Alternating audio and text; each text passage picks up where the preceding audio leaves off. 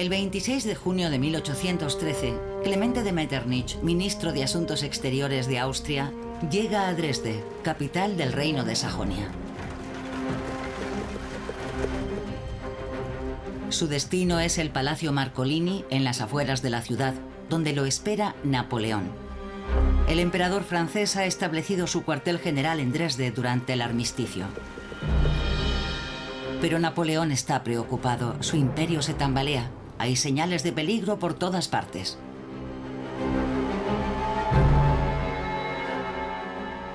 Él y sus aliados aún dominan Europa. Pero unos meses antes sufre una grave derrota en Rusia.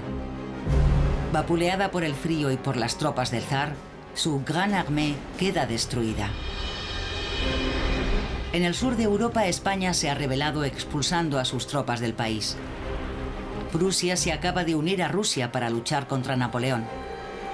Y el rey de Inglaterra, su viejo enemigo, los apoya económicamente. En cuanto a Austria, ¿permanecerá fiel a Napoleón? El emperador necesita una respuesta.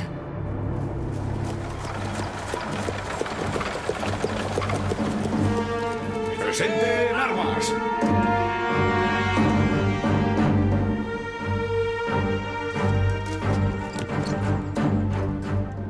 Metternich presenta un ultimátum a Napoleón.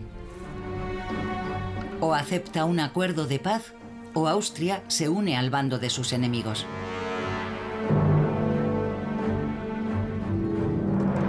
Los dos hombres discuten la situación durante más de 9 horas. Un duelo entre Napoleón, el soldado, el hijo de la revolución, y Metternich, el diplomático de estirpe aristocrática.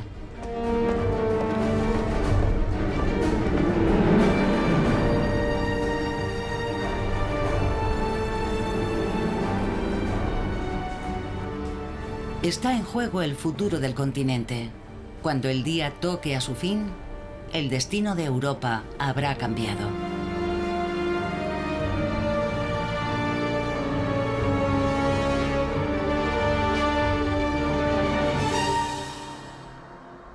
Napoleón Metternich. El principio del fin.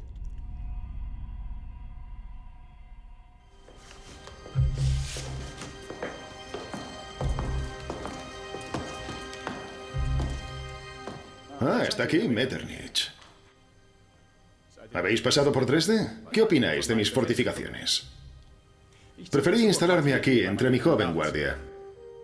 Sin duda es más prudente, Sire. No se trata de prudencia, Metternich. Un general vive con sus tropas. Pero no lo entendéis, nunca habéis participado en una guerra. Así es, Sire. ¿Cómo está vuestro emperador Francisco? Está bien. Le preocupa la paz. ¿Y vuestra majestad? Mejor que nunca, Metternich.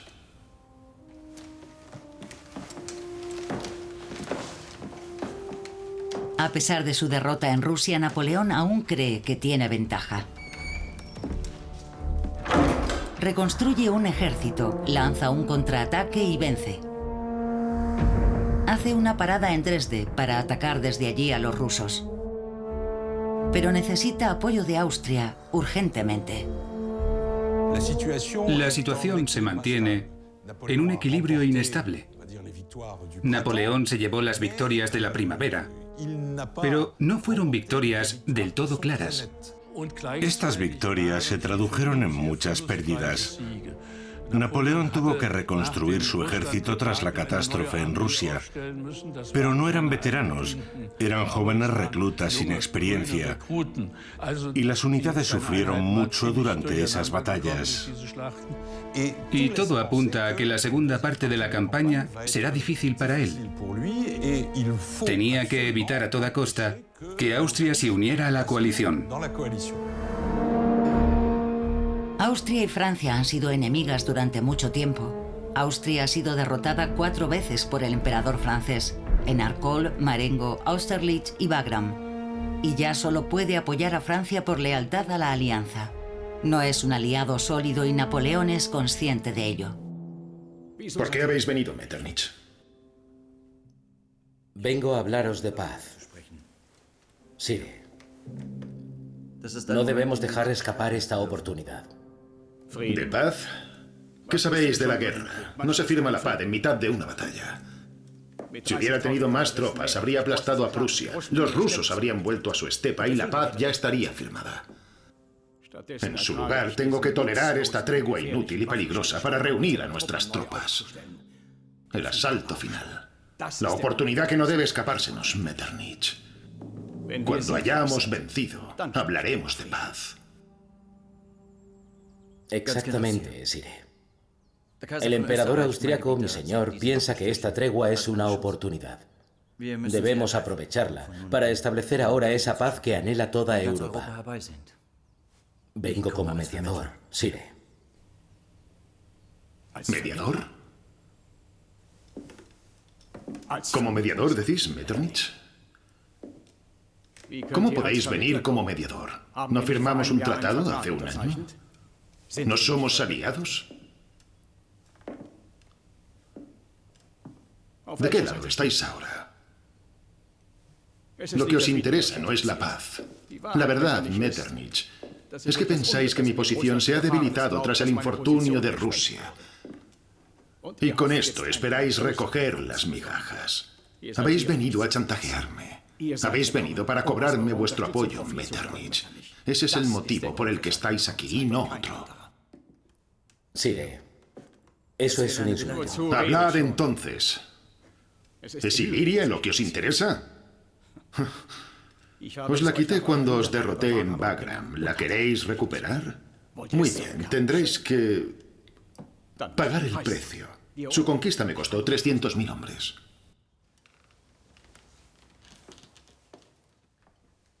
Sire, he venido como mediador para invitaros a una reunión con Austria. Europa debe disfrutar de los beneficios de la paz. Necesitamos un reparto más equitativo del poder y un estatus geográfico y político garantizado por todas las potencias europeas. No entiendo vuestro desvarío diplomático. Soy soldado, Metternich. No lo olvidéis. Debéis hablarme claro. Vuestras vagas palabras pueden tener consecuencias nefastas. Austria quiere establecer un orden de cosas según el cual se garantice la paz con un mayor equilibrio de poder. ¿Un mayor equilibrio de poder? ¿Pero qué me estáis pidiendo? ¿Que devuelva mi imperio? ¿Dejar sin protección a los pueblos a los que he liberado de sus regímenes injustos y arcaicos?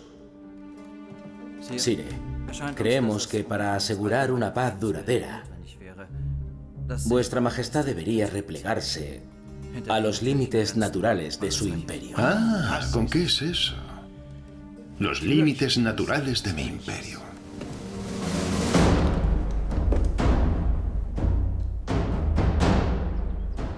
En 9 años de reinado, Napoleón domina toda Europa. Los límites naturales de Francia, reivindicados por la Revolución tras los Pirineos, los Alpes y el Rin, han sido ampliamente sobrepasados.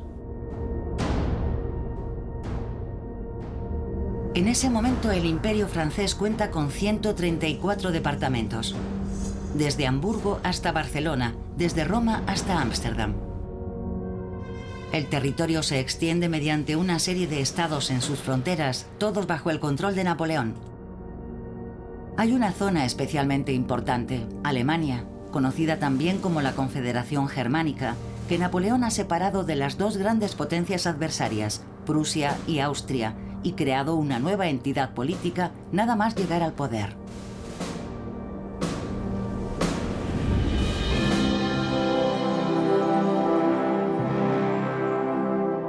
Nueve años antes, Napoleón es coronado en Notre-Dame de París.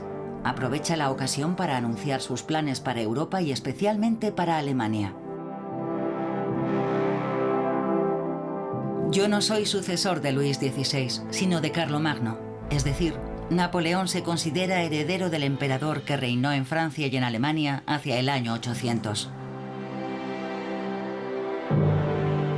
Por eso también viaja a Aquisgrán, ciudad de su coronación, una pretenciosa maniobra.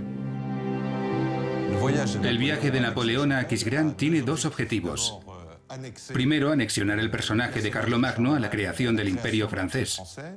Y segundo, avisar a los alemanes de que el nuevo emperador de los franceses influirá también en el espacio germánico. El significado está claro. Napoleón restablece el imperio en Europa, crea un nuevo imperio en el continente, al igual que hizo Carlomagno en su día. Napoleón se proclama así sucesor de Carlomagno, es decir, emperador de Occidente. Su plan funciona. En el mes de junio de 1813 no solo reina en Francia, sino también en gran parte de Alemania, para disgusto del emperador Francisco José y de von Metternich. Los límites naturales de mi imperio, decís vos, Metternich. A ver si lo he entendido bien. ¿Queréis que les devuelva Polonia a los bárbaros rusos? ¿Y Sajonia a Prusia, que me ha declarado la guerra? ¿Holanda y Bélgica a Inglaterra, que me acosa desde que mi pueblo me hizo emperador? ¿Que deje España, donde degüellan a mis soldados? ¿E Italia? ¿Qué más? Sí, olvidaba lo más importante. Que retire mi protección a mis aliados alemanes. Sire, mi franqueza solo tiene un objetivo: que haya paz en Europa.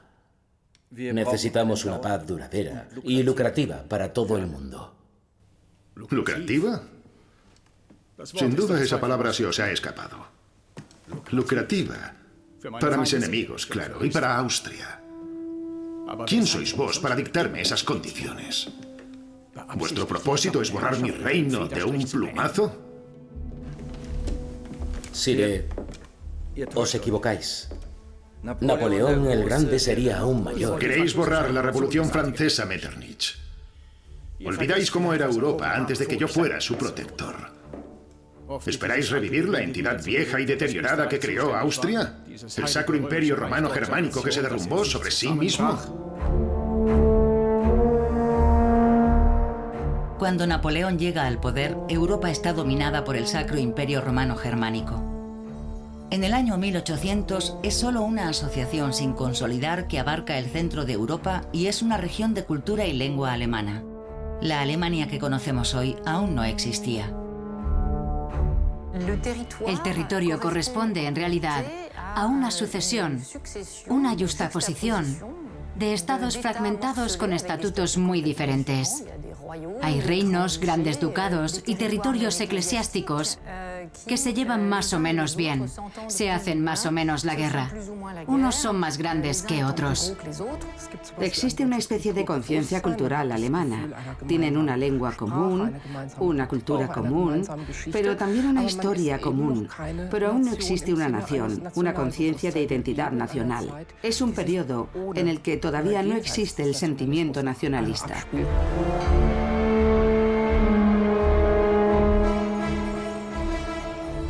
Ese conglomerado de territorios diferentes incluye ciudades libres como Frankfurt y Hamburgo, pero también potencias regionales como Baviera y Sajonia. Y dos estados rivales mucho más poderosos que el resto, Prusia y Austria. Durante casi 600 años, este territorio fue gobernado por la dinastía Habsburgo de Austria. Fue la mayor influencia en esa región cultural de habla alemana en el centro de Europa.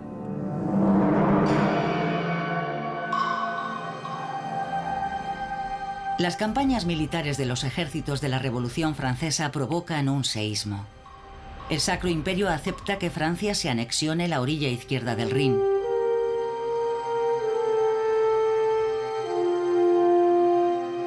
Napoleón, que aún no ha sido coronado emperador, se ha puesto manos a la obra. Es un estratega. Es alguien con una visión global del equilibrio europeo. Comprendió rápidamente que si no ponía un pie en Alemania, serían los austriacos o los prusianos los que aprovecharían para hacerse con el poder en ese país. De hecho, el objetivo de Bonaparte es construir una Alemania francesa o una Alemania bajo influencia francesa. Napoleón favorece a tres estados en particular: Baden, Württemberg y Baviera. Su territorio geográfico es discontinuo. La reorganización territorial de 1803 les ha otorgado las 3 regiones limítrofes, que son 7 veces más grandes.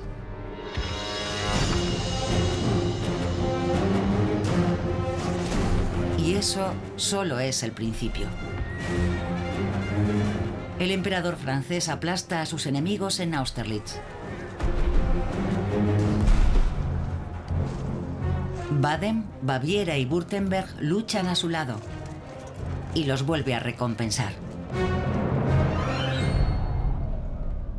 Napoleón utilizará todos los métodos de la diplomacia de la época. Es decir, primero no dándoles poder, sino importantes expansiones territoriales. Le da a alguno el título de rey, a otros el de gran duque, y luego también habrá toda una política matrimonial. Napoleón cree firmemente que los lazos políticos deben encarnarse en lazos familiares. Quiere crear lazos familiares con los 3 príncipes del sur de Alemania. Baviera, en primer lugar, porque la hija del rey de Baviera está casada con el hijo adoptivo de Napoleón, Eugenio de Beauharnais. La hija del rey de Württemberg se casa con Jerónimo, el hermano de Napoleón, y el gran duque de Baden se casa con Estefanía de Beauharnais, que es prima de Josefina. Desde principios del año 1806, Napoleón controla todo el sur de Alemania. El Sacro Imperio Romano solo es una sombra de lo que un día fue, ya que ha perdido importantes territorios. Unos meses más tarde, Napoleón da el golpe de gracia al imperio.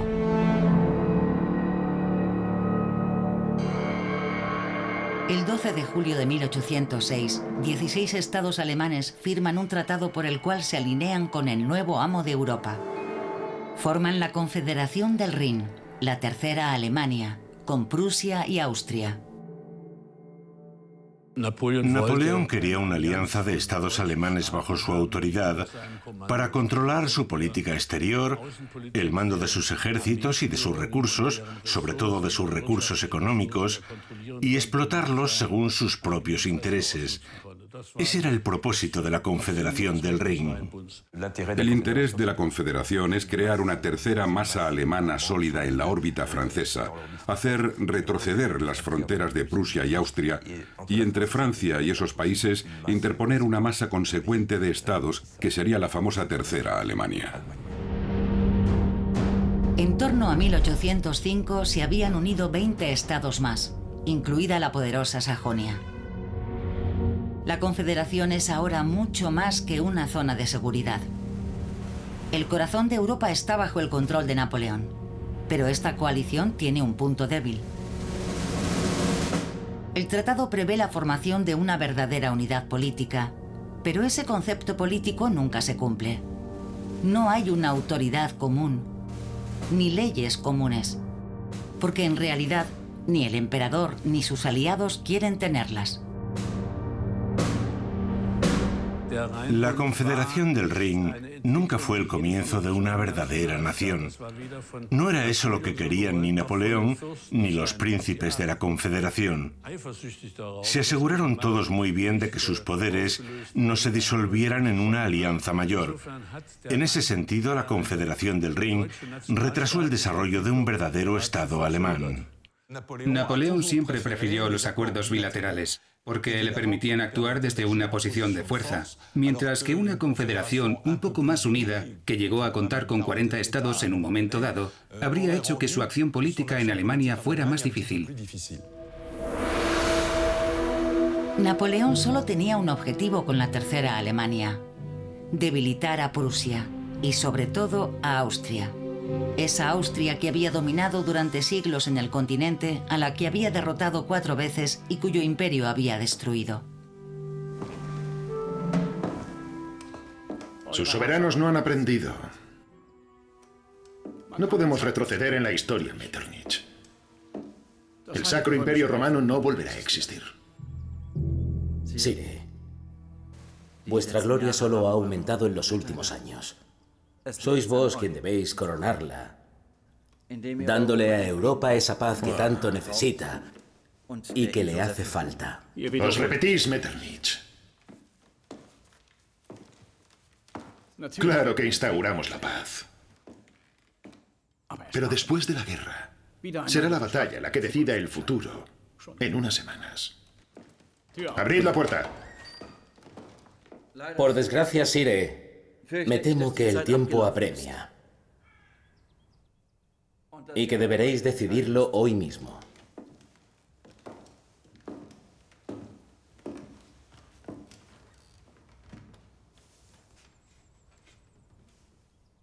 Mi señor, o la propuesta del emperador de Austria de establecer un equilibrio en Europa os conviene, y organizamos las negociaciones, o... ¿O qué? Terminad la frase, Metternich. No la termináis. ¿Es una amenaza? ¿Me conocéis, Metternich? ¿Creéis que me asustará? ¿Cuántas veces os he vencido ya? ¿Creéis que podéis derrotarme con una nueva coalición? Seguidme.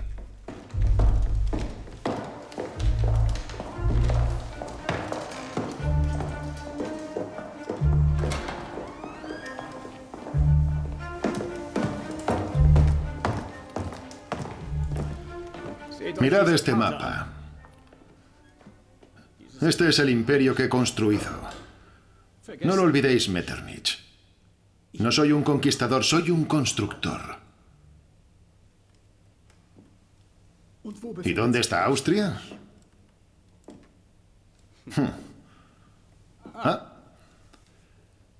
Esto es lo que queda de su esplendoroso pasado, el imperio de los Habsburgo. Y porque lo decidí así, podrían tener menos aún. Conozco vuestra fuerza. Sé lo que os inquieta en todo momento. Pronto tendréis a 200.000 hombres en Bohemia bajo el mando de Schwarzenberg.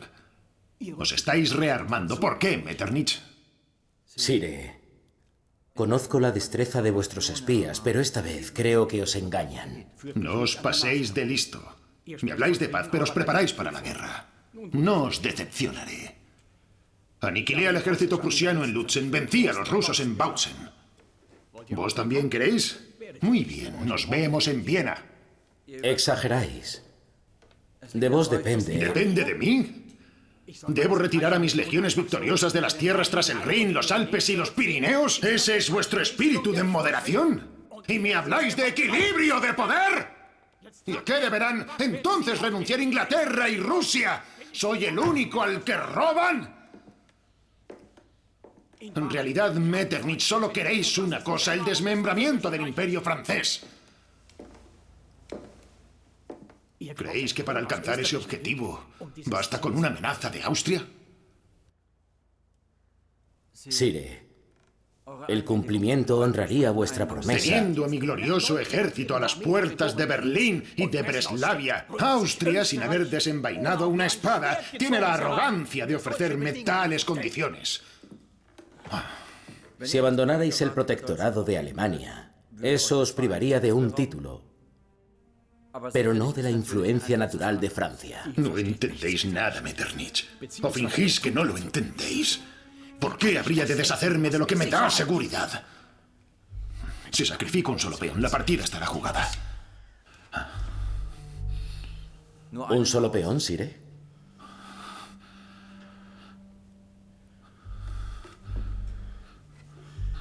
Al proclamar una paz así, primero se escucharían gritos de euforia, pero luego se me criticaría duramente y perdería el respeto y la confianza del pueblo. Napoleón hace entonces algo inesperado. Reconoce algo. Se trata de una confesión.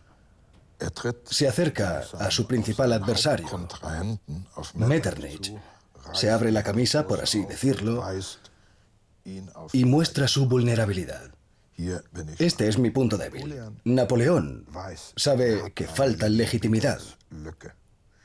Su fuerza, todo su poder se basa en su superioridad militar y finalmente política. Si ya no es capaz de demostrar su fuerza, si muestra su debilidad, si hace una concesión, pierde su superioridad. Es el arte de la guerra, Metternich. Puedes parar estando arriba, pero nunca abajo. Volvamos a la situación anterior, a la desastrosa campaña en Rusia. Exactamente, Sire. Volveréis a triunfar. No es suficiente. Necesitamos una explosión. Sire, hoy vuestra majestad puede proclamar la paz. Mañana podría ser demasiado tarde. El emperador, mi señor, se guía por su conciencia y os ruega que aceptéis esta mediación. Os toca ahora a vos consultar la vuestra. Vuestro emperador y yo no tenemos las mismas limitaciones. Él es el heredero de las familias que se dividen Europa desde hace siglos. Vuestros mandatarios pueden perder 20 veces y seguir en sus reinos. Yo soy hijo de la fortuna. Solo soy el corso que fue a sentarse en uno de sus tronos. Solo puedo mantenerlo por la fuerza. Mi imperio caerá si dejo de ser temible.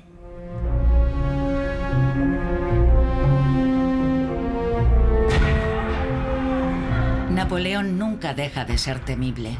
Su poder militar le permite disponer de la Confederación del Rin a su antojo. En octubre de 1806, al igual que hizo con Austria en Austerlitz, aplasta a Prusia en Viena. Aprovecha estas victorias para volver a remodelar la Confederación del Rin. Crea un nuevo estado desde cero. Westfalia, que servirá de ejemplo para toda Alemania.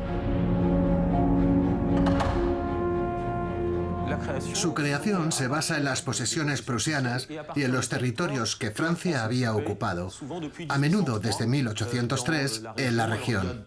Hay un cúmulo de estados, en total 18 o 19 estados diferentes, que se fusionarán en el reino de Westfalia, aunque la parte más importante proviene de Prusia. Su plan era hacer de Westfalia una especie de estado moderno napoleónico. Quería convertirlo en un estado ejemplar para mostrar lo maravilloso que era el gobierno francés napoleónico, para que los demás quisieran lo mismo y rechazaran volver a la dominación de sus príncipes. Jerónimo, hermano de Napoleón, de 23 años, es el rey de este nuevo estado. Se le entrega algo parecido a un manual de instrucciones. Hermano mío, encontrarás junto a esta carta la constitución de tu reino. Debes seguirla fielmente. La felicidad de tu pueblo me importa no solo por la influencia que tendría sobre tu gloria y la mía, sino también por lo que se refiere al sistema general de Europa. No escuches a aquellos que te dicen que tu pueblo, acostumbrado a la servidumbre, recibirá tus buenas acciones con ingratitud. Intentarán engañarte. Tu trono estará fundado únicamente sobre la confianza y el amor del pueblo. Napoleón actúa con Jerónimo como con el resto de sus hermanos y con aquellos a los que ha colocado en tronos por Europa. Es decir, pretende que sean superperfectos en los estados en los que gobiernan. ¿Qué pueblo querrá volver al gobierno arbitrario prusiano después de probar las ventajas de una administración sabia y liberal? Está muy orgulloso de ese código civil, bautizado como Código Napoleónico, que sintetiza el modelo de sociedad que quiere imponer, tanto en Francia como en el resto de estados europeos. Es decir, un modelo basado en el individuo, en la familia, en la propiedad, en la idea de igualdad civil.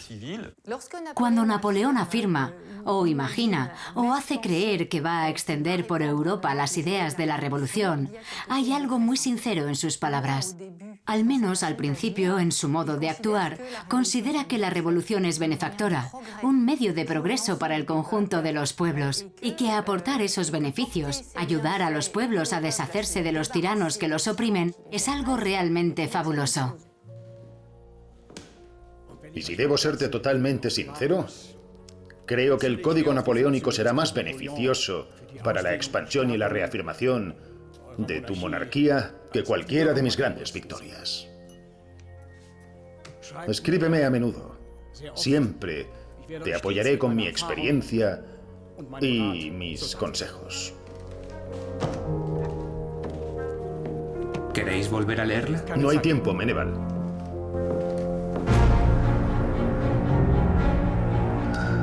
Westfalia se crea para ser una pequeña Francia en el corazón de Alemania.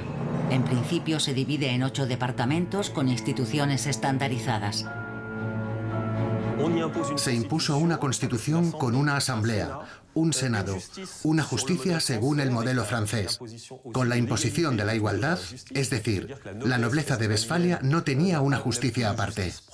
Se llevan a cabo muchas reformas sobre la igualdad social y sobre la igualdad religiosa. No olvidemos que los estados alemanes de la época son, en general, 100% católicos o protestantes. Napoleón insistía en que las religiones fueran reconocidas por igual y también en liberar a los judíos, un paso muy grande para la comunidad judía.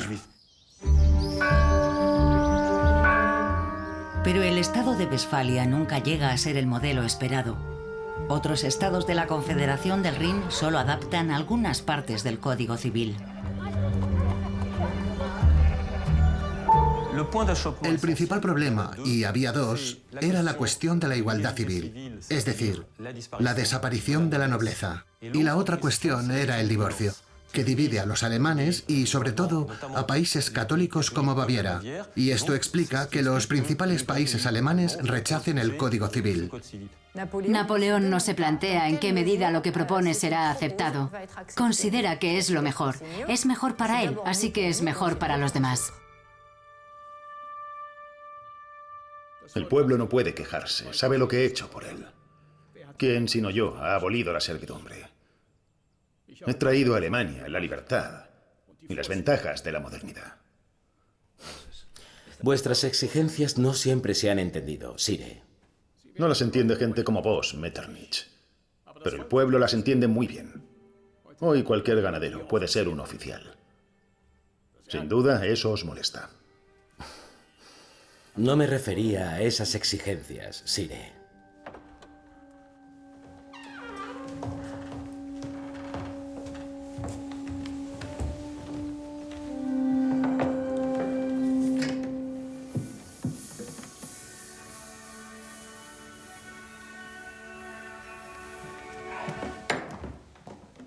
¿De qué exigencias estáis hablando, Metternich? ¿Del bloqueo? El bloqueo no es una exigencia, es una necesidad. Y añadiría que es una restricción. Bueno, hay que hacer algunos sacrificios para vivir en una Europa en paz. Que falte un poco de azúcar o de tela no es nada cuando está en juego el destino del continente. ¿Es culpa mía que Inglaterra quiera dominar el mundo? El pueblo es ingrato. No tiene visión. El bloqueo lo pondrá injustamente en contra vuestra.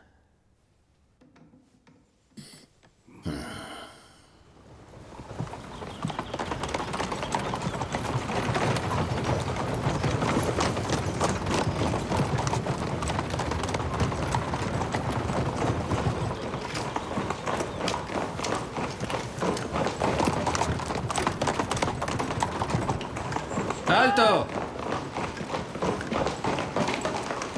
Por decreto del emperador Napoleón, verificación de mercancía.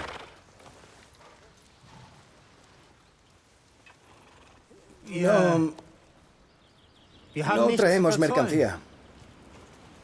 ¿Qué ha dicho? No lo sé. Otro que no habla francés. ¡Mercancía! ¡Mercancía! ¡Abran su cargamento! A partir de 1806 se despliegan 35.000 agentes aduaneros por todas las fronteras del imperio. Napoleón quiere impedir la entrada de la mercancía inglesa en el continente. No es mercancía, ¿no? No. O ya no está fresca. Está bien, pasen. Es el principio del bloqueo continental. ¡Dejadlos pasar! Gracias. El bloqueo, instaurado a partir de octubre de 1806, es una herramienta política y militar, cuyo fin es contrarrestar el poder británico. Napoleón se da cuenta un año antes, en la batalla de Trafalgar, de que no tiene los medios para vencer a Inglaterra en el mar. Ya no le quedan flotas y se centra en lo que es capaz de hacer con sus fuerzas, es decir, el continente. Instaurando un sistema de prohibición del cierre de los puertos al comercio británico en todos los puertos controlados directa o indirectamente por el imperio o sus aliados, Napoleón desequilibra completamente la economía europea. Algunas regiones de Alemania dependían del comercio, por ejemplo Hamburgo, cuyos ingresos provenían de sus tratos con Gran Bretaña. Se produjo una gran crisis económica y un gran empobrecimiento. Eso no ayudó a que Napoleón hiciera amigos. En la parte de Alemania controlada por Napoleón, el contrabando se convierte en el deporte nacional. Sus habitantes aprenden rápidamente a eludir por cualquier medio el bloqueo impuesto por el emperador francés.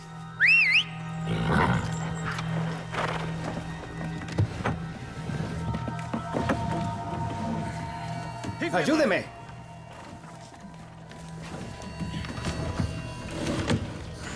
Vamos.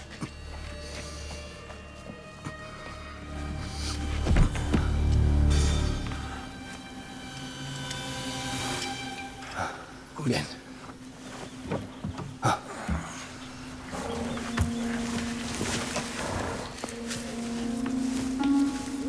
Hoy también tengo café, si lo quiere. Su café es muy caro. Entonces no compre nada. Bébase su zumo patriótico. Es imbebible. ¿Qué tejido es este? Dijimos algodón. La semana que viene. Los franceses han reforzado los controles. Necesitamos algodón. Claro, la semana que viene. Traeré algodón de Luisiana. No encontrará un algodón mejor.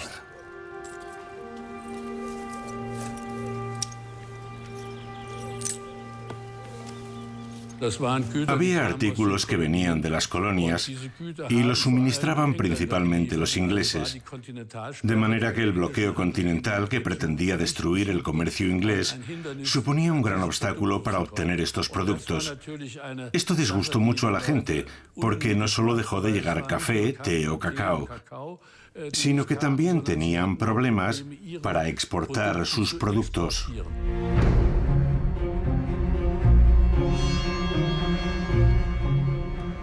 El bloqueo no solo genera inconvenientes, también fomenta el desarrollo de la industria local.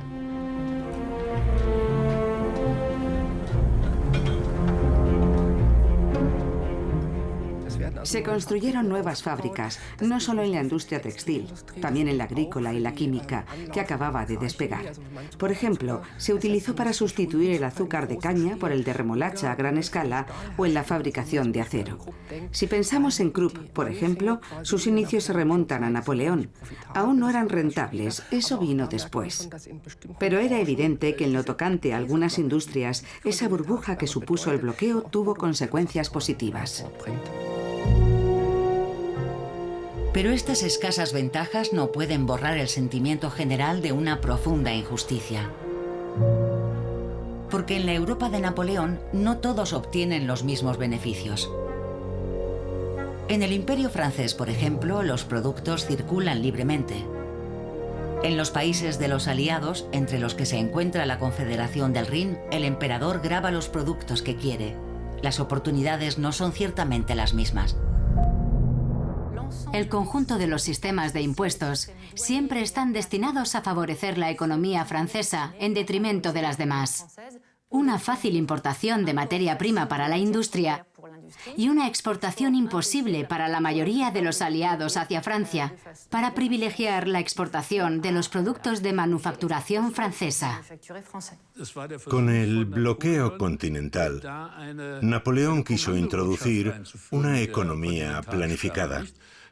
Fue un intento de imponer un La France Première, Francia primero, por así decirlo, y lo aplicó por la fuerza. Ese era el objetivo de su maniobra. ¡Muévete! El bloqueo continental se elude constantemente, por lo que Napoleón refuerza los controles y endurece las sanciones. Las mercancías no alimentarias descubiertas en contrabando se queman a veces en público a modo de advertencia. Por ejemplo, algunas veces llegaban a quemar los cargamentos incautados y por consiguiente se quemaba ropa, seda y cosas así que valían mucho. Por favor, deje que me quede un trozo. No tengo tela para vestir a mis hijos. Se lo ruego. Es suficiente. Váyase. Por un lado, el bloqueo continental y por otro, Francia primero. La injusticia de esta política económica es muy mal percibida por la población al este del Rin.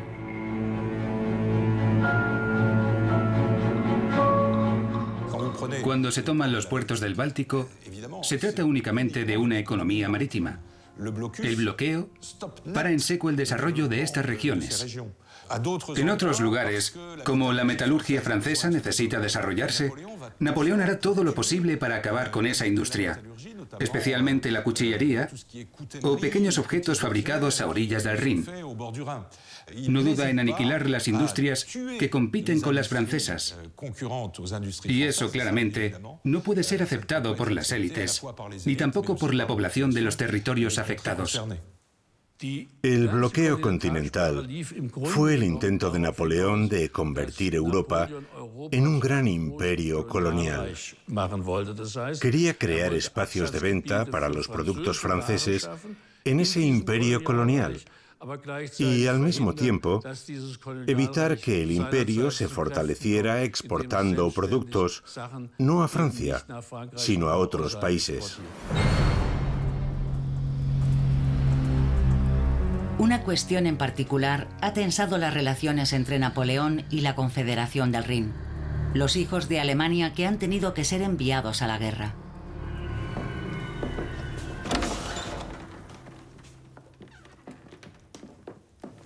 Europa aspira a la paz, Sire. Son demasiados los hombres que no vuelven a su hogar. Vuestros generales están cansados.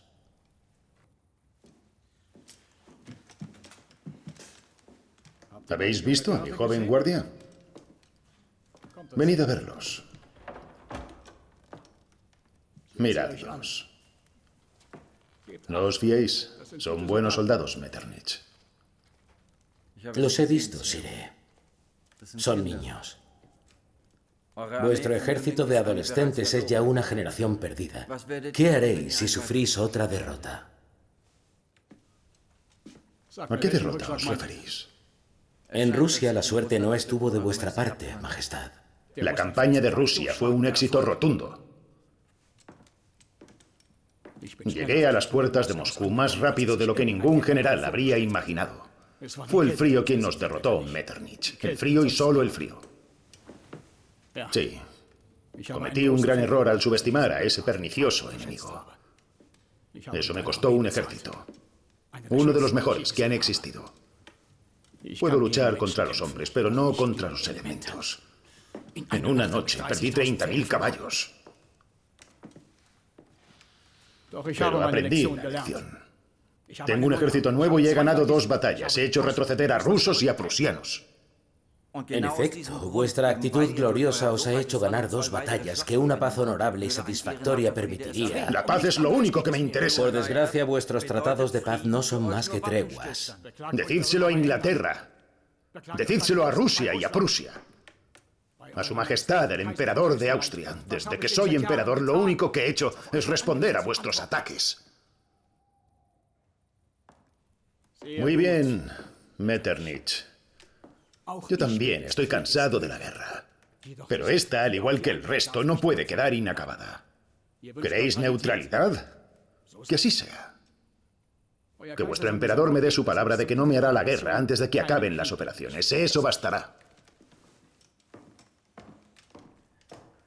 Sire, mi emperador os ha ofrecido su mediación, no su neutralidad. Rusia y Prusia la han aceptado.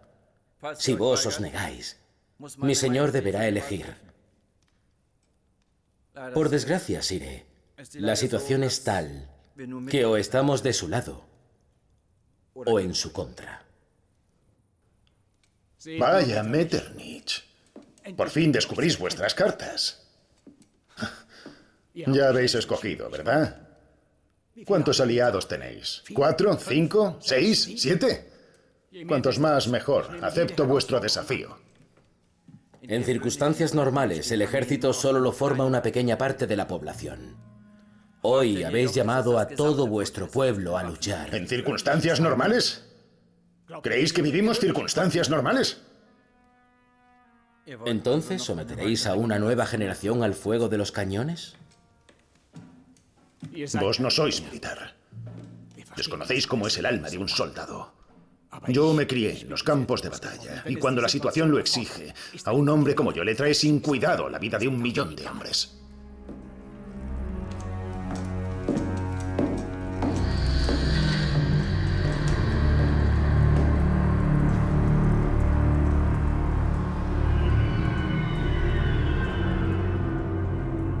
Un general insaciable que envía a más y más jóvenes reclutas a morir en la guerra. Un ogro. Ese es el apodo que le da toda Europa al que un día fue un estratega excepcional.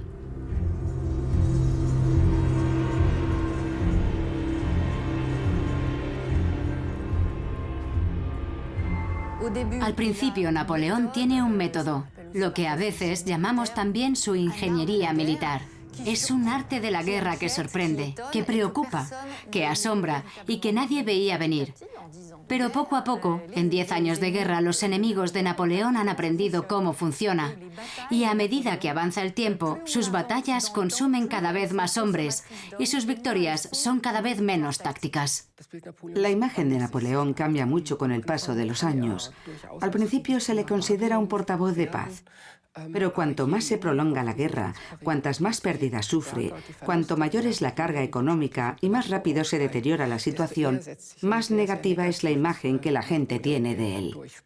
El motivo principal son sus ganas insaciables de querer expandirse más, de conquistar más, de no conformarse con nada, de luchar una y otra vez. Es lo que la gente detesta de él. Así es como se convierte en un ogro. Le consideran un ogro sediento de sangre.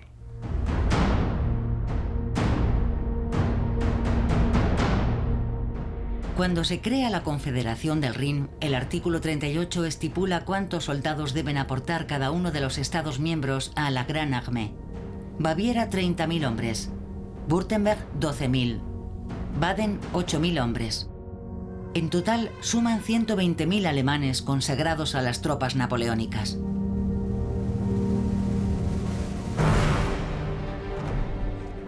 Al principio, los contingentes alemanes se unen a la Gran Armée sin problema, a veces incluso con entusiasmo.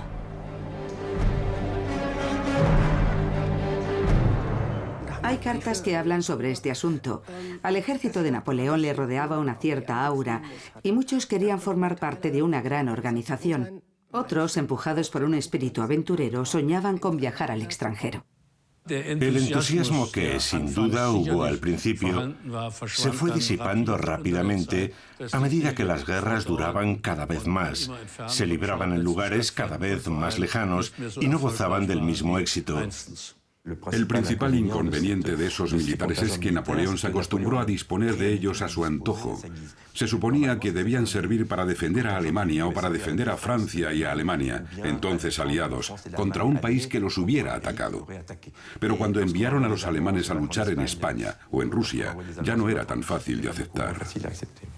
En 1812, Napoleón se lleva a casi 700.000 hombres de toda Europa.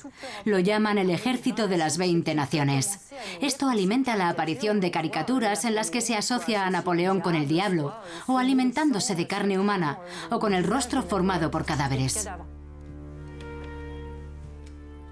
¿Creéis que no me importa el derramamiento de sangre? Veo que no sabéis nada de guerra. Y los franceses no pueden tener queja de mí. Perdí 300.000 hombres en Rusia, pero sacrifiqué sobre todo a alemanes y a polacos. ¿Por qué me decís eso? ¿Habéis olvidado que nací en Alemania? ¿Y por qué me lo decís entre 4 paredes? ¿Por qué no hacéis una declaración para que os escuchen por toda Europa? ¿Qué dirían los aliados alemanes? ¿Creéis que temo la ira del pueblo? Ellos saben bien lo que perderían sin mí. Y si fuera preciso, mis soldados bastarían para mantenerlos a raya.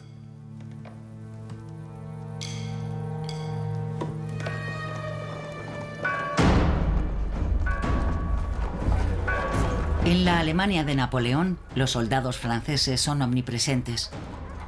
Acampada en el centro de Europa, la Grande Armée cruza constantemente la Confederación del Rin. Aunque Napoleón hace hincapié para que se muestren como el modelo de todos los ejércitos, raras veces son bienvenidos. Una historia quedó en la memoria colectiva. Agosto de 1806. Johann Philipp Palm es arrestado en su casa de Nuremberg por la gendarmería francesa. Es librero de profesión, es decir, un editor de Nuremberg, que publica un panfleto muy virulento contra Napoleón y sus aliados, contra los miembros de la Confederación del Rin y el rey de Baviera. El escrito publicado por Palm era solo uno de tantos panfletos criticando a Napoleón que aparecieron en la época. Pero Napoleón pensó que debía dar un ejemplo antes de que las cosas llegaran demasiado lejos. Y Napoleón tiene una reacción muy impulsiva, demasiado vehemente, y ordena que se encarguen de él.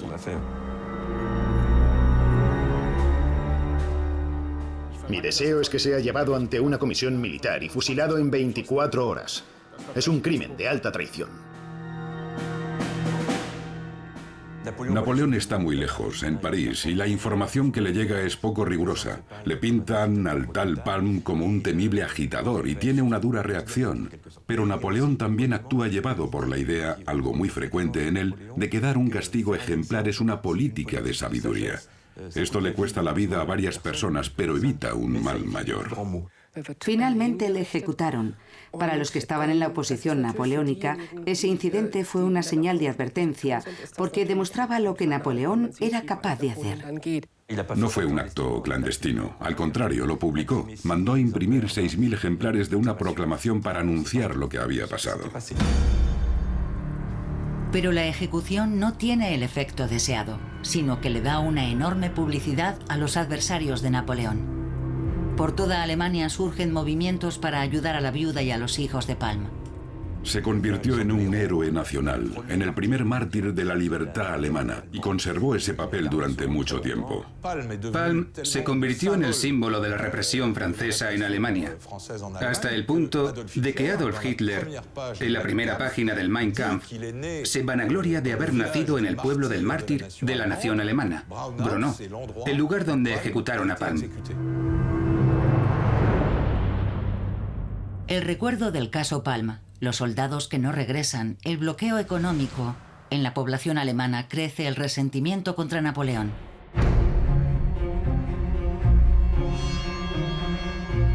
El filósofo Johann Gottlieb Fichte acusa a Napoleón de deshonrar las ideas de la revolución y de ejercer su tiranía sobre Alemania. Más radical aún, el poeta Heinrich von Kleist exclama en una de sus obras: «Matadlo, el Tribunal del Mundo no os pedirá ninguna justificación», y algunos lo toman al pie de la letra.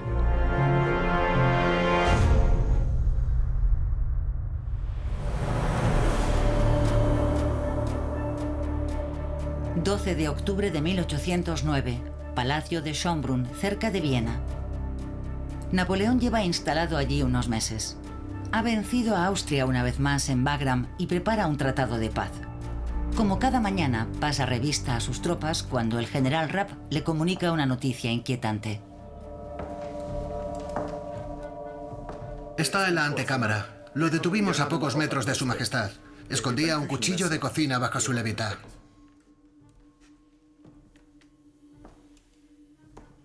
¿Ha confesado algo? Nada. Dice que solo hablará con Napoleón. ¿Para quién trabaja? No lo sé, Sire. Es un alemán de Sajonia y no parece un terrorista.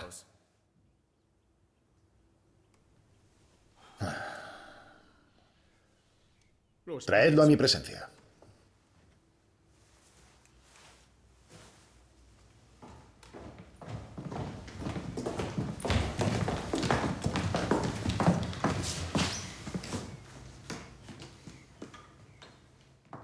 ¿Habláis mi idioma? No, no mucho. Traducid. ¿Cuántos años tenéis? 17 años. ¿Qué pensabais hacer con este cuchillo? Was wolltet ihr mit dem Messer? Ich wollte euch töten. Mataros. ¿Estáis loco, joven? ¿O estáis enfermo? Ich bin nicht verrückt und ich bin nicht krank. No estoy loco ni estoy enfermo. ¿Por qué queríais matarme? ¿Os he hecho algún mal? Warum wollen Sie mich töten? Was habe ich Ihnen getan?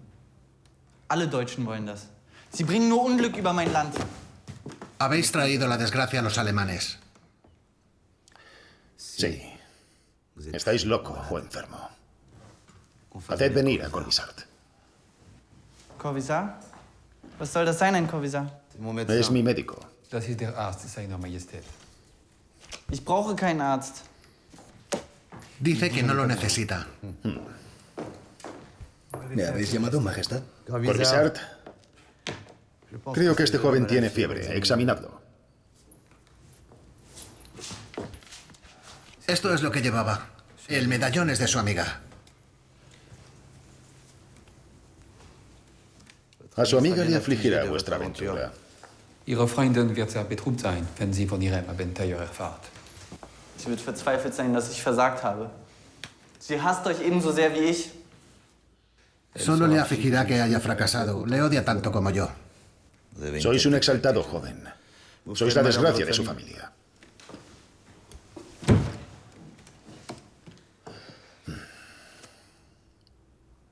Bien. Os perdonaré la vida. Pero pediréis perdón por el crimen que queríais cometer. Ihre Majestät schenkt Ihnen das Leben, bietet Vergebung und ihr werdet begnadigt. Ich will keine Vergebung. Wenn Sie mir verzeihen, werde ich euch trotzdem töten wollen. Dice que no busca el perdón, que si lo perdonáis os matará de todos modos. ¡Demonios! Un crimen no es nada para vos. Es macht Ihnen also nicht aus, ein Verbrechen zu begehen. Euch zu töten ist kein Verbrechen, sondern eine Pflicht. Dice que mataros no es un crimen, es un deber.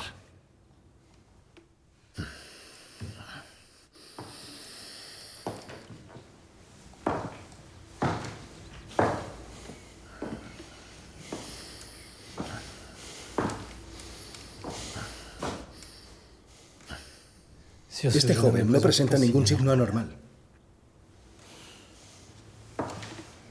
Ich hab's Ihnen doch gesagt. Ich bin nicht krank. El intento de Stubbs es una señal, por el momento débil, de lo que sucede en Europa.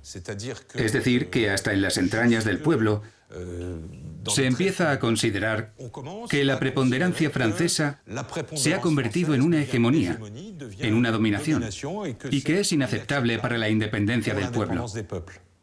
Napoleón era, en cierto modo, un veterano en cuestión de atentados.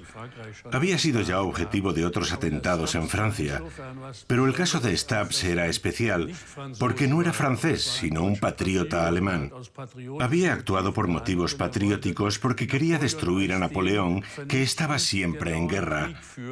Pero Napoleón no podía aceptar ese motivo en absoluto, y no porque el intento de asesinato le afectara, sino porque las motivaciones eran políticas. Y más aún cuando el joven se reivindicaba como un ejemplo a seguir.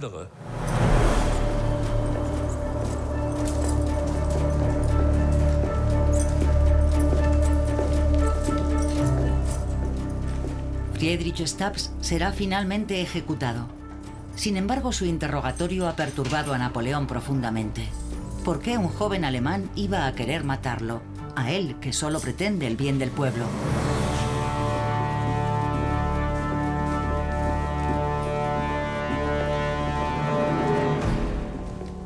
¿Y qué será de su obra si un día un fanático logra su objetivo?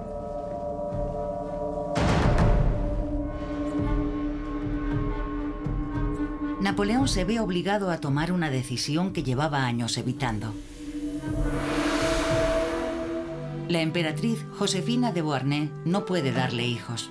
El intento de asesinato le recuerda a Napoleón que necesita a toda costa un heredero para asegurar su descendencia se divorcia, dándole una oportunidad inesperada a Austria.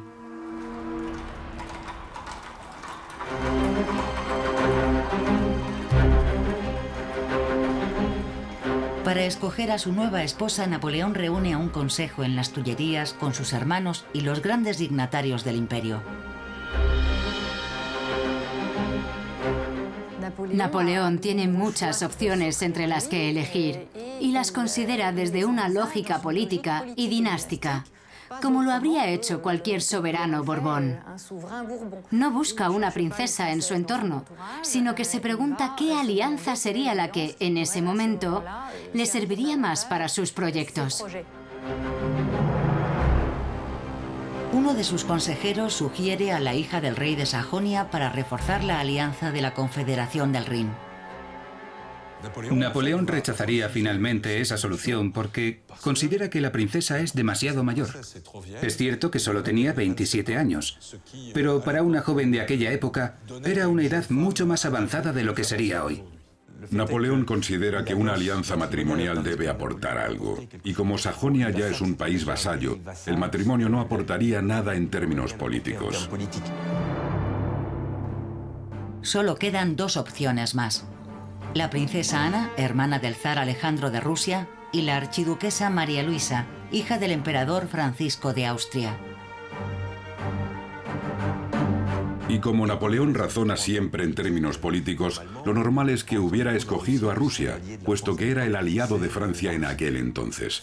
El problema es que en Rusia no hay muchas princesas de la edad requerida, y Napoleón tiene prisa. Quiere un hijo cuanto antes. Las complicaciones se presentan de la parte de San Petersburgo. Por un lado, la princesa es demasiado joven. Y por otro, la madre del emperador, es decir, la madre de la joven, no quiere que su hija se convierta al catolicismo. Y además ponen toda una serie de condiciones sobre su instalación, su dote, etc. Hasta el punto de que el zar prácticamente hace que los franceses aborrezcan la solución rusa. De modo que Napoleón se decanta por una alianza reforzada con Austria, lo cual no es una decisión fácil, puesto que Austria acaba de ser derrotado y su prestigio se ha devaluado. Tras su última derrota en Wagram, Austria se encuentra en una situación catastrófica. La nación que ha dominado Europa durante tanto tiempo ha perdido influencia y poder, y lo que es peor, partes importantes de su territorio. La pérdida más dolorosa para Austria es la cesión de Trieste e Istria, lo que acarrea la pérdida del acceso al mar Mediterráneo. En otras palabras, Austria estaba en declive y vivía bajo la amenaza que le había hecho Napoleón de que desmantelaría su imperio por completo.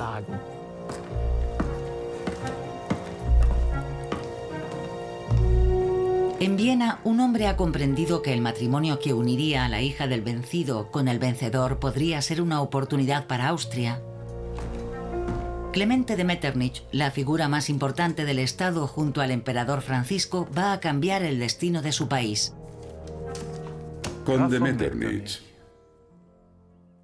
¿queréis casar a mi hija con el hombre que nos ha estado expoliando? ¿Con mi peor enemigo? Vuestra Majestad, considero que es un asunto de vital importancia en estos momentos para Europa. La unión de Napoleón con vuestra hija sería muy ventajosa para Austria. Ningún otro evento podría favorecernos tanto.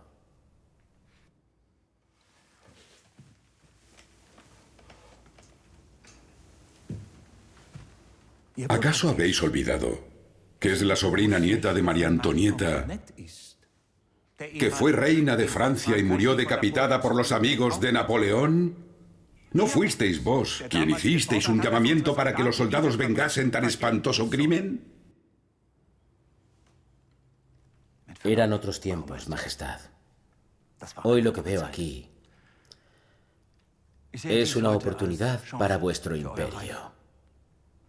Si dejamos pasar esta oportunidad y Napoleón se casa con una princesa rusa, Austria estará acabada.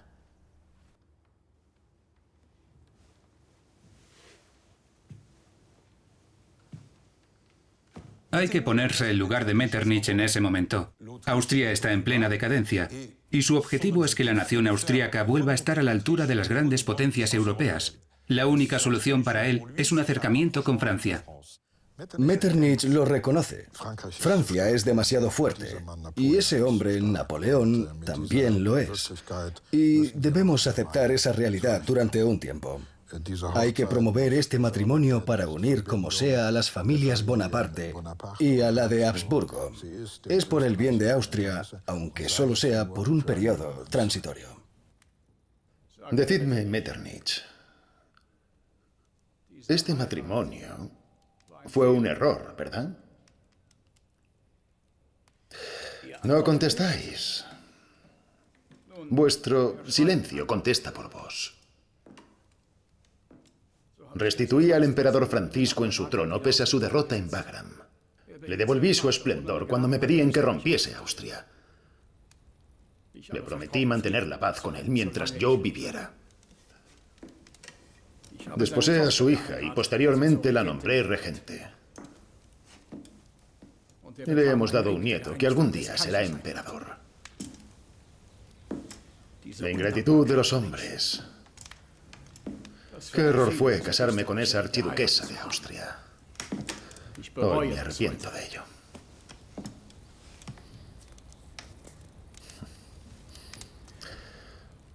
Aunque ciertamente fue un error muy dulce.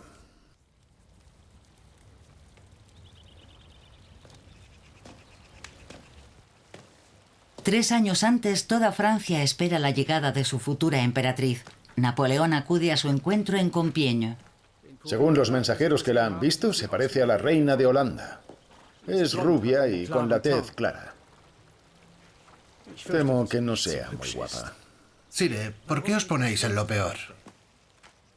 Si fuera guapa, Murat, los mensajeros lo hubieran indicado y no lo han hecho. Es mala señal. En fin. Lo importante es que sea buena y me dé hijos. Necesito un heredero, Murat. ¿Cuánto falta? No debería tardar. ¡Ah! Ahí está. Aguardad. ¡Sire! María Luisa de Austria llega a Estrasburgo acompañada de Caroline Murat, la hermana del emperador. Napoleón no la había visto nunca. Su Majestad el Emperador Napoleón I. ¡Os lo ruego, Sire! ¡Aguardad! Sire, quizá podríamos...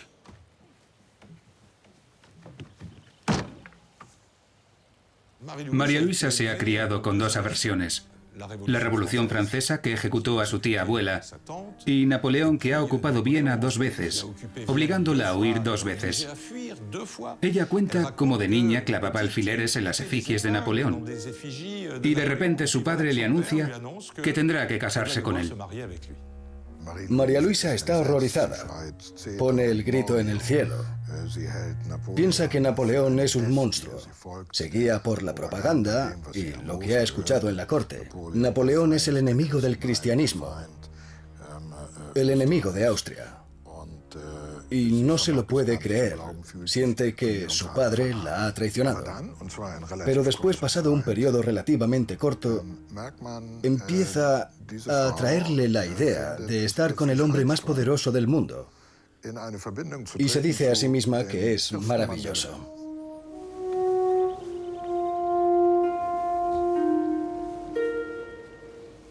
Sire, los retratos que han hecho de vos nos hacen justicia. Gracias por el cumplido. Vos sois... Habláis francés muy bien. Es una lengua muy hermosa, Majestad. ¿Qué instrucciones os ha dado vuestro padre, el emperador, respecto a mí? Que debo obedeceros en todo. ¿Obedecerme en todo?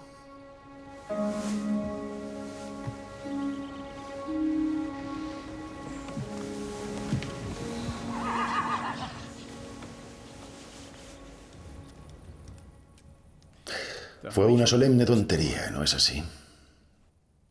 Sire, Austria deseó y pidió ese matrimonio. Y fue feliz tras su conclusión.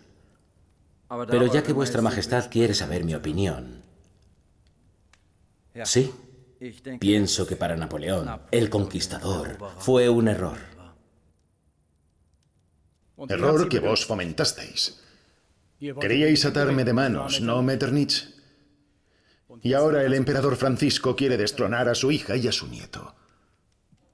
¿Qué ha sido de los lazos sagrados que mencionabais en vuestras cartas? El emperador no ha variado de sentimientos hacia vos, pero conoce sus deberes. El emperador se equivoca si cree que mi trono mutilado será un refugio entre franceses para su hija y su nieto. Si firmase la paz, mi imperio caería más rápido de lo que tardó en levantarse, y los arrestaría a ambos. ¿Mi suegro es consciente de ello? El emperador de Austria es monarca antes que padre. El interés de su pueblo ocupará siempre el primer lugar en sus deberes y en sus planes. No habéis dicho nada que me sorprenda. No hacéis sino confirmarme que hice mal y cometí un error irreparable. ¿Sabéis por qué escogí a la archiduquesa como esposa? Porque deseaba mezclar lo antiguo y lo nuevo, vuestros prejuicios góticos con las instituciones de mi siglo. Pero me equivoqué.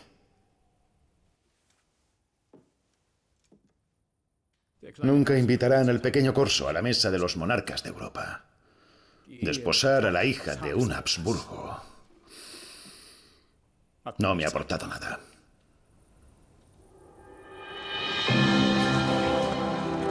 Y sin embargo, su matrimonio parecía un golpe maestro. Días después de su encuentro en Compiègne, se casa con María Luisa y une sus lazos con Austria. Un año más tarde nace el hijo tan anhelado. La noticia provoca un terremoto en Europa. Hay que imaginar la situación. El emperador Francisco, el máximo dirigente de una de las monarquías más prestigiosas de Europa, se convierte en el suegro del terror de los monarcas. Napoleón, el hijo de la revolución, no solo se casa con una noble, sino con una princesa cuya tía abuela, María Antonieta, había perdido la cabeza en la guillotina unos años antes. Fue un hecho absolutamente imprevisto, algo inconcebible que nadie hubiera creído posible. Con esta alianza, Napoleón pretende reforzar su dominio en Europa.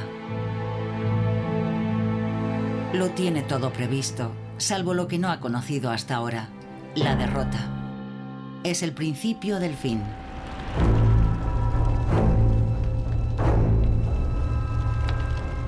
En el invierno de 1812 sucede lo impensable. El invencible Napoleón pierde a su armada durante la retirada de Rusia. Napoleón, que ha lanzado sus tropas al asalto del imperio del zar Alejandro, llega casi sin obstáculo a las puertas de Moscú.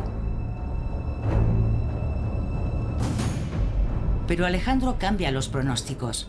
Deja que su gobernador incendie la ciudad y rechaza cualquier negociación. Napoleón, cogido desprevenido, tarda demasiado en retirarse y contempla cómo su ejército se consume por el frío y el regreso de las tropas rusas.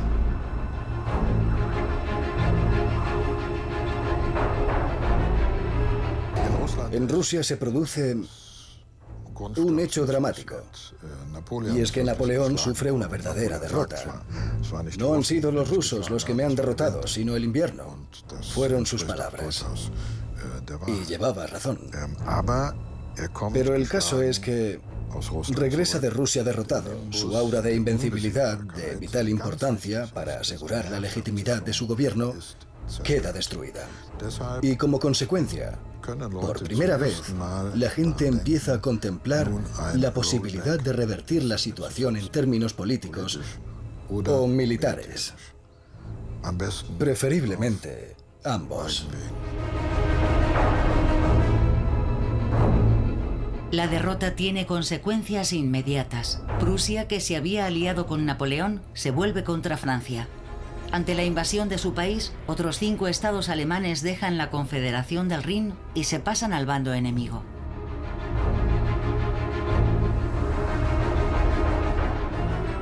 En Westfalia, los rebeldes amenazan con marchar sobre la capital del rey Jerónimo. El nacionalismo alemán se expande.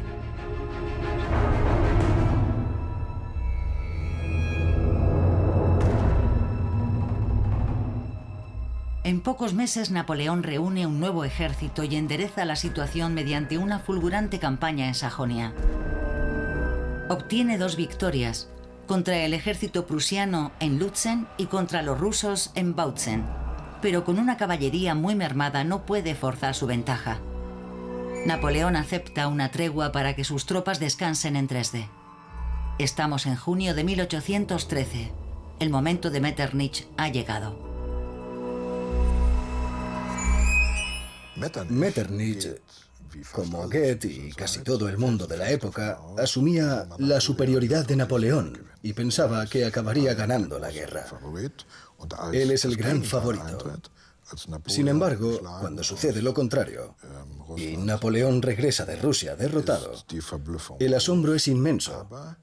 Así que Metternich actúa de inmediato y despliega una gran ofensiva diplomática con el objetivo de acercar gradualmente a Austria al bando de la coalición formado por la Unión antifrancesa y antinapoleónica. Metternich, me aconsejasteis que casara a mi hija con el ogro de Europa. Os hice caso y nos encontramos en el bando de los vencidos. ¿Y ahora pretendéis que nos unamos a la coalición que acaba de perder 2 batallas? Su Majestad, pienso que es el momento adecuado. Austria volverá a ocupar el lugar que le corresponde. ¿Es que no conocéis a ese anticristo? Creíamos que estaba perdido al regresar de Rusia. Y en unos meses ha creado un ejército muy superior al de sus aliados. Su caballería está diezmada, pero ha resistido contra una muy superior. Me aconsejasteis una alianza, que todos mis ministros me reprocharon. ¿Sabéis cómo os llaman en Viena? El lacayo de los franceses. Nadie entiende estas decisiones. ¿Y ahora que Napoleón ha vencido, queréis volveros en su contra? No permitiré que destruyáis a mi pueblo con otra decisión incoherente. Su Majestad, os lo ruego. Debemos aprovechar el momento. El clamor contra la preponderancia francesa es universal. Alemania se subleva. Rusia y Prusia aceptarán una alianza.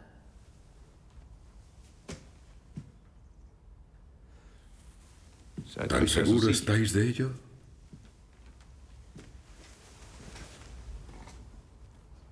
Tengo mis fuentes, Su Majestad.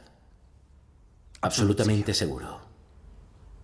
Napoleón es un adversario implacable.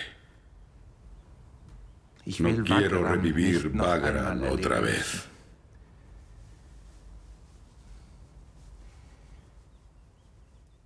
Debemos hacerle una oferta. Una oferta razonable con de Metternich.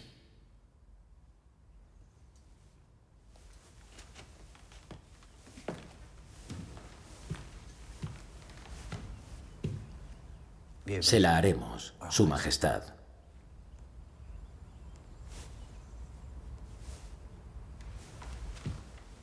Metternich se preparó con determinación para una guerra y para derrocar a Napoleón. Y en diciembre de 1812 hubo un punto de inflexión.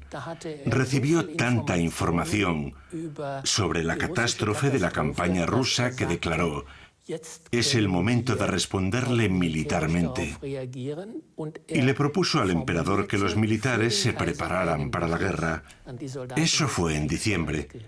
A partir de entonces, cada mes que precedió al encuentro entre ambos en Dresde, se tomó una decisión importante. En marzo fue la decisión de romper la alianza con Napoleón. Pero no era tan sencillo, porque para entonces sus tropas estarían ya de regreso en Viena y Austria se encontraría en una posición de debilidad. Había que encontrar una manera elegante de hacerlo. Y la fórmula fue la mediación armada, donde mediación significa negociación y armada significa rearmarse militarmente entre tanto. Bien, Metternich, vuestra maniobra está clara. Ya no estáis en el bando francés.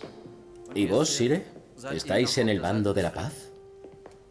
Vuestra decisión será la que dicte la posición de Austria. Reducir mi poder sería entregarle Europa a Rusia. Vos lo sabéis. Sire, os lo repito. Solo de vos depende que estemos en vuestro bando. No. La función ha terminado, Metternich. Sé que Inglaterra ha firmado 2 tratados, con Rusia y Prusia, en Reichsbach. Había un tercer participante en esa reunión. Vos estáis al corriente, ¿no es así?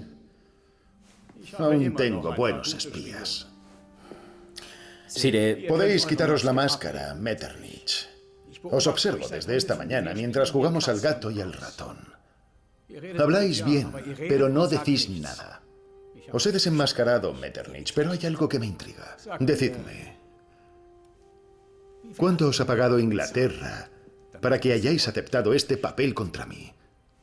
¿Acaso queréis que os ofrezca el doble?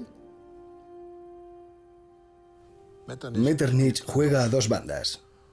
Por una parte, afirma ser neutral, un mediador desinteresado.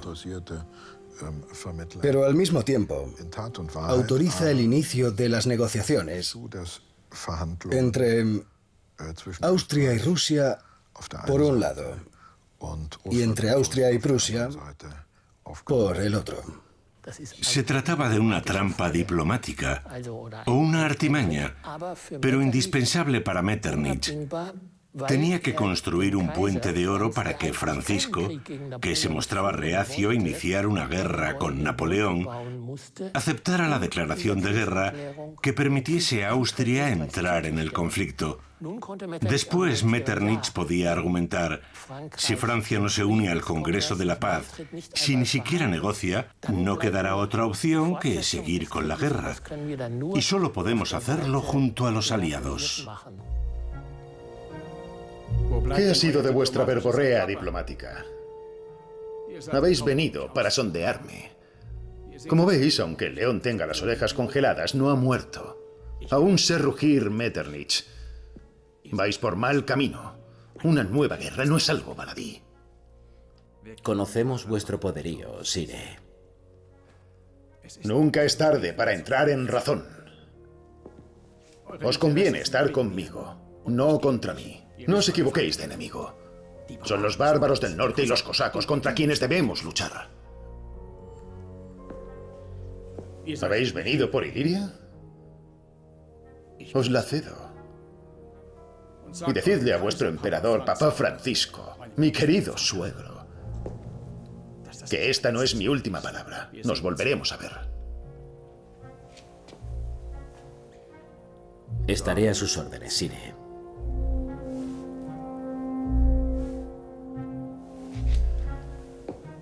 Conde, ¿queréis que os diga lo que pasará? No me declararéis la guerra. Sire, todo depende de... No me declararéis la guerra porque sabéis que os enterraré en sus ruinas.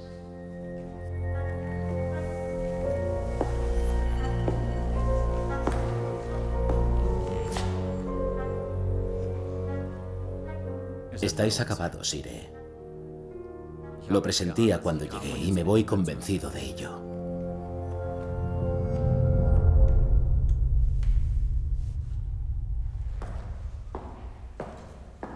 Después de abandonar el palacio, Metternich está completamente agotado, pero satisfecho.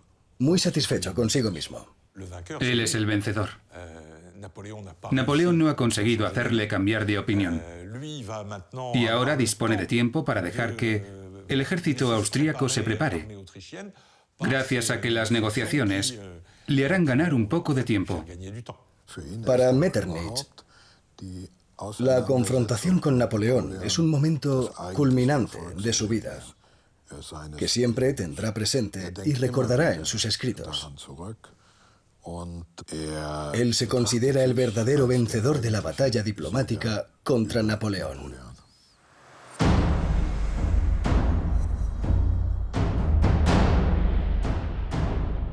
Días más tarde, Austria se une oficialmente a la coalición contra Napoleón. El 8 de octubre, Baviera abandona la Confederación del Rin y se pasa al bando enemigo. El 18 de octubre, en Leipzig, en una batalla decisiva, los regimientos sajones cambian de bando.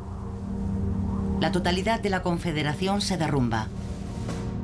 El 2 de noviembre, Napoleón cruza el Rin. Nunca volverá a Alemania. Lo que le faltó a Napoleón en su alianza con la Tercera Alemania fue jugar de forma limpia.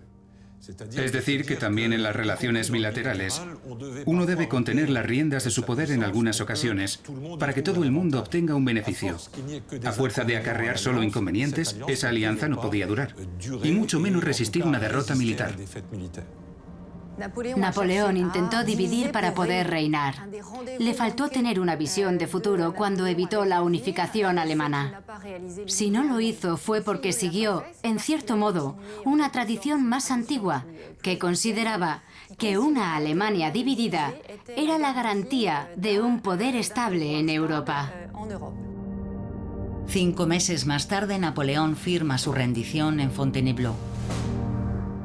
Sus vencedores se reúnen en Viena para establecer un nuevo orden europeo. La Confederación del Rin es reemplazada por una confederación germánica.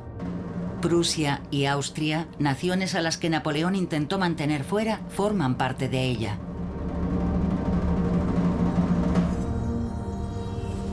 Sin embargo, la huella de Napoleón en Alemania no desaparecerá.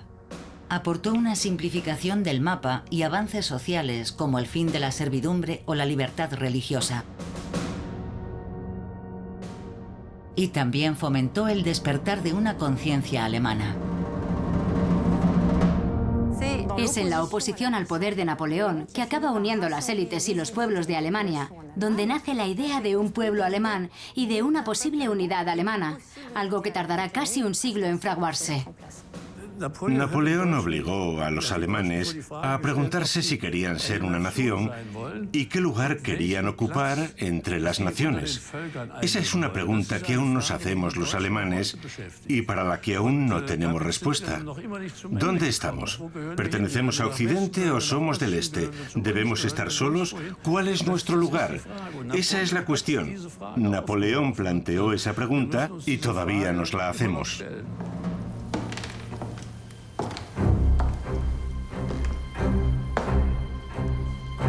Años después de su reunión en Dresde, Napoleón calificaría a Metternich como el único estadista que ha tenido Europa desde la Revolución.